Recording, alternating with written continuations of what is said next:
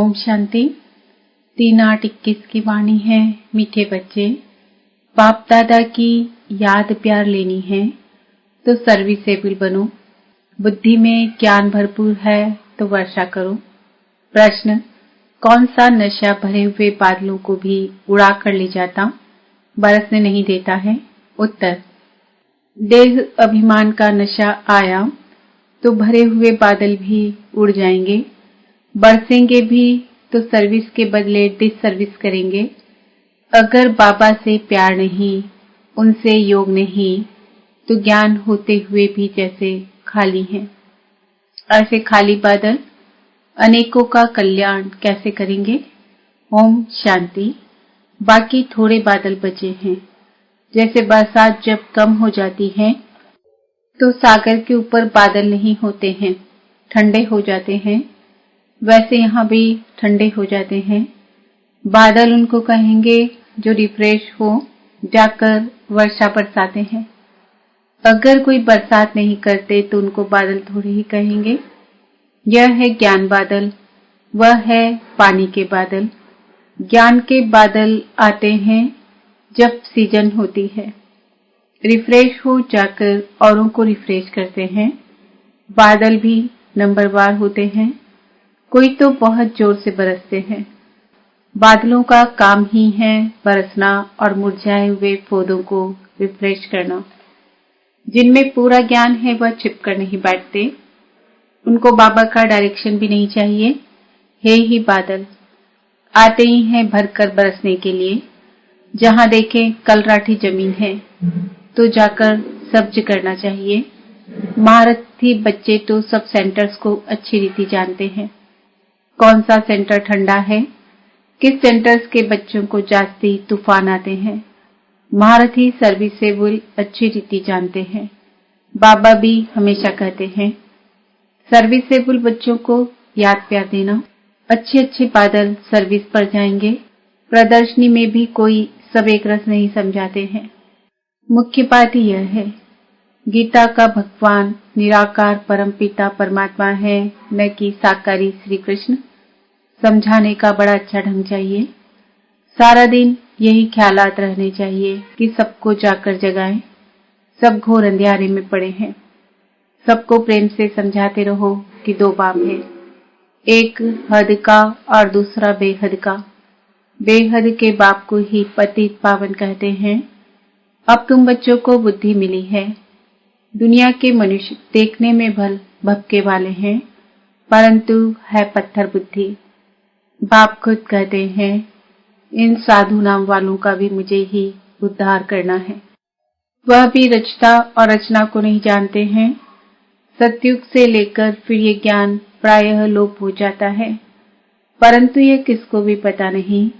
शास्त्रों में यह ज्ञान है नहीं, उससे ही किसकी सद्गति हो नहीं सकती। गीता का मान कितना है, परंतु वह तो है भक्ति मार्ग। बाप तो पतित पावन है, वह बैठ राजयोग सिखलाते हैं, तो जरूर राजाई के लिए नई दुनिया चाहिए।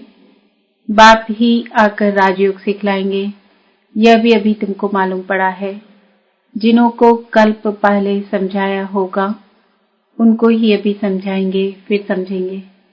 यह लड़ाई कोई वह नहीं है जैसे हमेशा चलती आई है। 8-10 वर्ष चलकर फिर बंद हो जाएगी। ड्रामानुसार बॉम्ब जो बने हैं वह कोई रखने के लिए नहीं है। पतित मनुष्यों का मौत होने बगैर सतयुग आएगा नहीं। शांति कैसे स्थापन हो यह भी समझाना पड़े। शांति स्थापन करना व श्रेष्ठाचारी दुनिया बनाना, यह तो एक बाप का ही काम है। बाप कहते हैं और संग बुद्धि का योग तोड़ एक संग जोड़ना है। देह सहित जो भी कुछ देखने में आता है इन सब से तोड़ना है। अब हमको वापस जाना है तो घर को ही याद करना है। अभी तुम समझते हो यह है मृत्युलोक। हम अमरलोक में जाने के लिए अमर कथा सुन रहे हैं। देवताओं को कहा जाता है दैवी गुणों वाले मनुष्य, यहाँ तो एक भी हो न सके। कृष्ण के लिए भी कितनी ग्लानि दिखती है, कुछ भी बुद्धि में नहीं आता।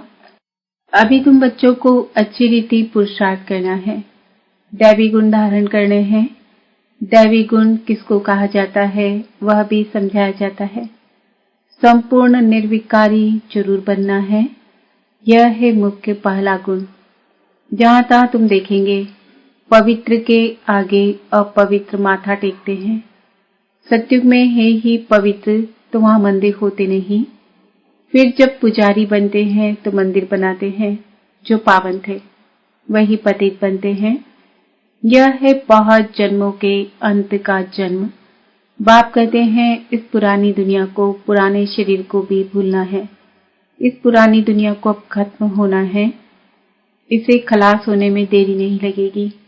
यह पुरानी दुनिया धन दौलत माल मिल्कियत सब गई की गई, थोड़े रोज बाकी है। दुनिया में थोड़े ही किसको पता है कि पुरानी दुनिया खत्म हो जाएगी। तुम सुनाते हो परंतु जब विश्वास भी बैठे ना। भगवान उवाच, जब समझे तब बुद्धि में बैठे।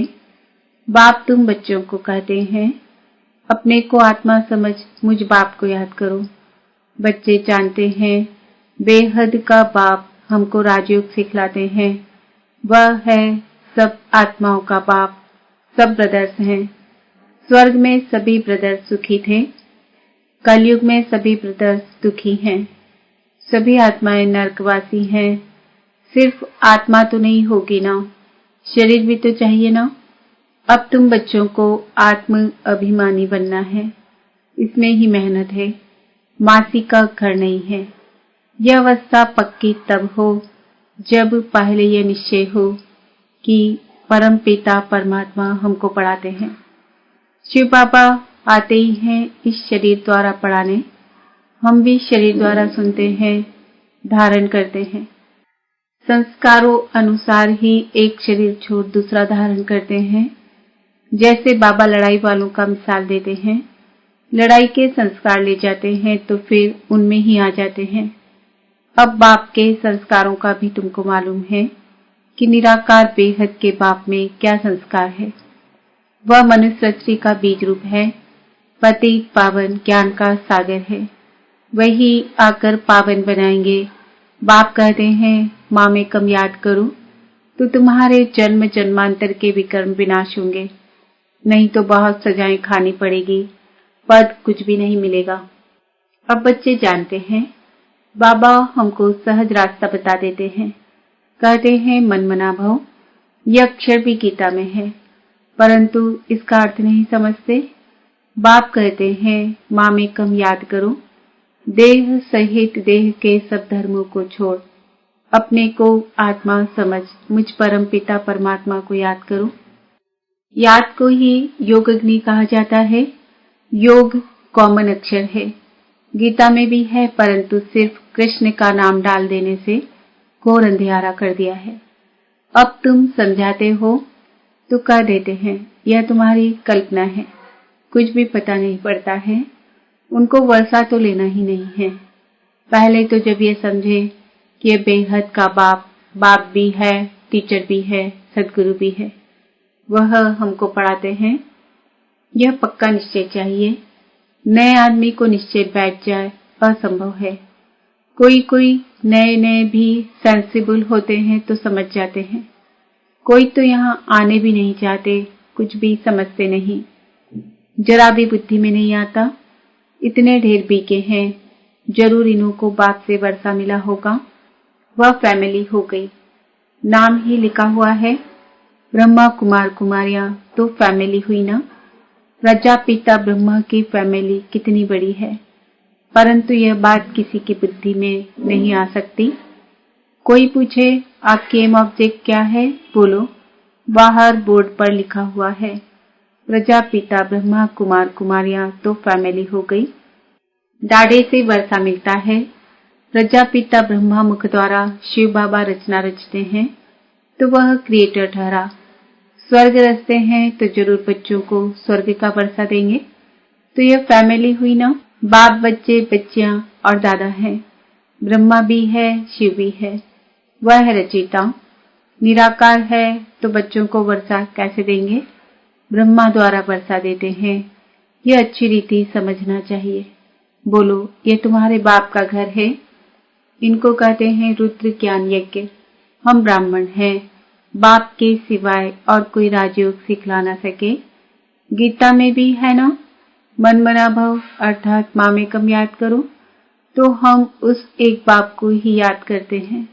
भक्ति मार्ग में गाते हैं कि बाबा आप आएंगे तो हम वारी जाएंगे, हम आपके बनेंगे। हम आत्मा इस देह को छोड़ आपके साथ चली जाएंगी। आपके बनेंगे तो जरूर आपके साथ भी जाएंगे।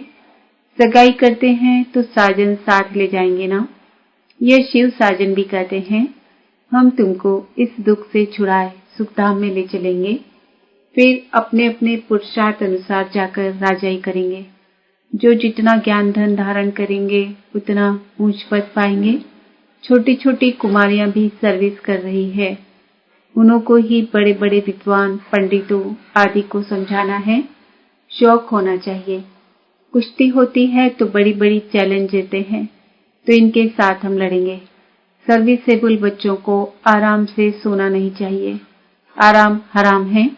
जो भी अपने को महारथी समझते हैं उन्हें सुख से सोना नहीं है। सर्विस पर चक्र लगाना चाहिए। आजकल बाबा प्रदर्शनियां बहुत बनवाते रहते हैं। बड़ों बड़ों को निमंत्रण भेज दो, अभी नहीं तो पीछे आ जाएंगे। साधु संत महात्मा कोई भी हो, जगाते रहो, परंतु बात करने वाला चाहिए महारथी। जिनका बाप से योग नहीं, प्यार नहीं, वह तो जैसे खाली बादल है। वह क्या करेंगे यह तो जानते हो। पढ़े हुए के आगे अनपढ़ भरी ढोएंगे। हर एक खुद को समझ सकते हैं। हम कहाँ तक पढ़ा हुआ हूँ, सर्विस करके दिखाता हूँ। अगर बादल भरा हुआ है और बरसे नहीं तो बादल ही क्या काम का। हर एक को अपनी समझ चाहिए। फालतू देह अभिमान के नशे में रहेंगे तो ऊंच पद हमेशा के लिए गवा देंगे। बाबा को सर्विस का कितना शौक है। गवर्नमेंट को समझाना चाहिए तो हमको हाल दो, जहां हम यह रूहानी सेवा कर मनुष्य को देवता बना दें। बाप आए ही हैं राजयोग सिखाने, लेकिन युक्ति युक्त समझाना चाहिए। जो भाषण ही नहीं जानते वह थोड़े ही समझा सकेंगे। ऊंच पद पा न सके, पद वह पा सकेंगे जो सर्विस करेंगे। बड़ों बड़ों को लिखो तो इस नॉलेज के बिगर भारत का व दुनिया का कल्याण नहीं हो सकता। एजुकेशन है मुख्य। इन लक्ष्मी नारायण ने भी एजुकेशन से ही पद पाया ना। अगले जन्म में राजयोग सीखे हैं। हम भी अभी यहाँ पढ़ रहे हैं। स्कूल में स्टूडेंट समझते हैं। हम यह इम्तिहान देकर फिर जाकर यह बनेंगे। यह तुमको नॉलेज मिलती है, वह इस दुनिया के लिए नहीं है। तुम भी पढ़ते हो भविष्य 21 जन्मों के लिए प्रारब्ध बनाने के लिए। वह पढ़ते हैं इस जन्म के सुख के लिए, तो वह भी पढ़ना है और साथ साथ यह भी शिक्षा सीखनी है। इसमें डरने की बात नहीं। स्पिरिचुअल नॉलेज क्यों नहीं लेनी चाहिए। चित्र लेकर जाए समझाना चाहिए। बोलो नॉलेज सबके लिए बहुत जरूरी है, परंतु बच्चे अजून खड़े नहीं होते। नौकरी टोकरी में फंसे हुए रहते हैं। बंधन मुक्त है तो फिर सर्विस में रख जाना चाहिए। श्रीमत पर सब चलने वाले तो है नहीं। बीच में माया घोटाला मार देती है। कोई कोई बच्चों को शौक बहुत है, परंतु नशा नहीं चढ़ता कि हम जाएं बहुतों का कल्याण करें। तो पापा भी समझे जबकि बालिक हो गए तो गुटखा क्यों खाना चाहिए। कह सकते हैं कि हमको तो भारत का उद्धार करना है। सच्ची सेवा कर मनुष्य को देवता बनाना है। बाबा को तो वंडर लगता है। नशा नहीं चढ़ता, इसलिए बाबा कहते हैं रजो बुद्धि है। चांस बहुत अच्छा है। ऐसे भी बहुत हैं जिनको नॉलेज का घमंड बहुत है, परंतु डिस सर्विस बहुत करते हैं। यह तो गुड़ जाने गुड़ की कोथरी जाने। राहु का ग्रहण बैठ जाता है। बृहस्पति की दशा उतर राहु की बैठ जाती है। अभी अभी देखो अच्छा चल रहा है, अभी अभी देखो फिर ग्रहचारी बैठ जाती है, गिर पड़ते हैं। बच्चों को तो बहुत बहादुर होना है, पान का बीड़ा उठाना है। हम इस भारत को स्वर्गवासी बनाकर छोड़ेंगे।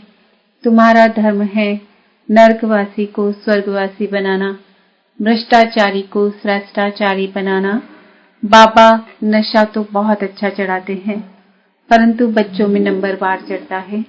अच्छा, मीठे मीठे सिकिलदे बच्चों प्रति माता पिता बाप दादा का याद प्यार और गुड मॉर्निंग। रूहानी बाप की रूहानी बच्चों को नमस्ते। हम रूहानी बच्चों की रूहानी बाप दादा को याद प्यार गुड मॉर्निंग नमस्ते ओम शांति। धारणा के लिए मुख्य सार, बंधन मुक्त बन भारत की सच्ची सेवा करनी है। रूहानी सेवा कर मनुष्य को देवता बनाना है। ज्ञान के घमंड में नहीं आना है, रूहानी नशे में रहना है। निश्चय बुद्धि पर पहले अपनी अवस्था पक्की करनी है। देह सहित जो कुछ देखने में आता है उनसे तोड़ना है और एक बाप के साथ जोड़ना है।